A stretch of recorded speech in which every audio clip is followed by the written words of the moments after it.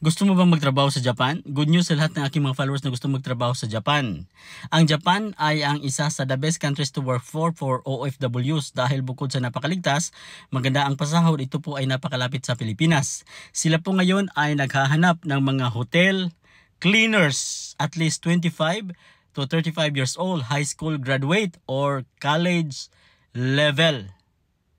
Saan ba tayo mag-apply? Mag-apply po tayo sa recruitment agency na ito. Ayan po, RRJM International Manpower Services.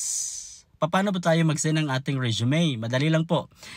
To send our resume ay maaari po tayong mag-email sa email address na ito. Ayan. At the same time ay makinig po kayong mabuti. Ilalagay ko po yung link dyan sa comment section para kayo ay makapagpasa ng inyong resume directly sa recruitment agencies. Or at the same time ay maaari nyo po silang bisitahin sa kanilang address. Ayan. Or tawagan sa kanilang numero. Maraming salamat. Paki-like at paki-share sa ating channel.